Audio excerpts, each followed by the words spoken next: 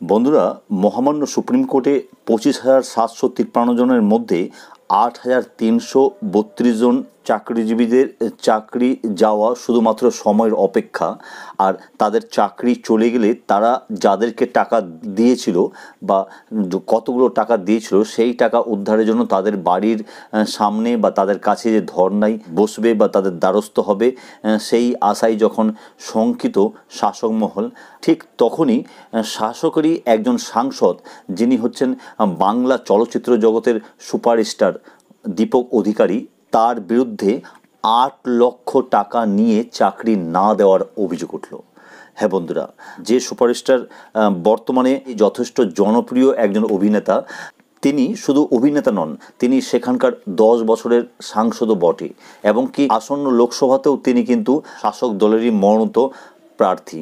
আর তার বিরুদ্ধে এই ভোট চলাকালীন যে অভিযোগ, এটা কিন্তু যথেষ্ট গুরুত্বপূর্ণ আজকের দিনে দাঁড়িয়ে। হ্যাঁ বন্ধুরা, কী সেই খবর, চলুন সরাসরি দেখে নিই খবরটি।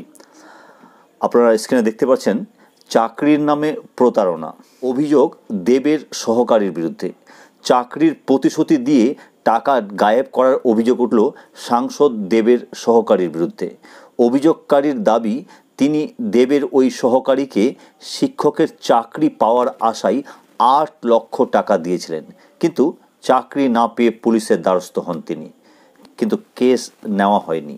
এবার সিবিআই তদন্তের দাবি তুলে কলকাতা হাইকোর্টের দ্বারস্থ হলেন তিনি।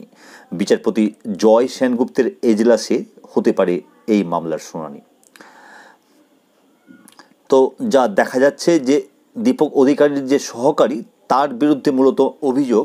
তবে এই সহকারী যদি কোনোভাবে ফেঁসে যায়, অর্থাৎ প্রমাণিত হয়ে যায় যে টাকা নিয়েছেন, তাহলে যে দীপক অধিকারীরও শাস্তি হবে না এটা বলা যায় না।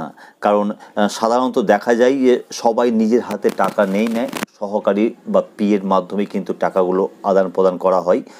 তো এই 8 লক্ষ টাকা নেওয়ার অভিযোগ একটা উঠেছে অভিনেতা দেব ও তার সহকারীর বিরুদ্ধে। তবে অভিযোগ মানেই যে সেটা সত্য, সেটা কখনো ধরে নেওয়া যাবে না, সেটা বিচার সাপেক্ষ ব্যাপার। তবে অভিনেতার বিরুদ্ধে এরকম অভিযোগ কিন্তু এর আগে সামনে আসেনি, তাই এইরকম একটি খবর যথেষ্ট গুরুত্ব রাখে এই বর্তমান লোকসভা ভোট চলাকালীন সময়ে। আর শিক্ষকের চাকরি দেওয়ার প্রতিশ্রুতি দেখিয়ে টাকা নেওয়া, এটা কিন্তু আরও গুরুত্বপূর্ণ আজকের দিনে দাঁড়িয়ে। এ বিষয়ে আপনারা কী বলবেন অবশ্যই কমেন্ট বক্সে কমেন্ট করুন। দেখা হচ্ছে পরবর্তী আপডেট নিয়ে। ততক্ষণের জন্য সকলে ভালো থাকুন ও সুস্থ থাকুন। ধন্যবাদ।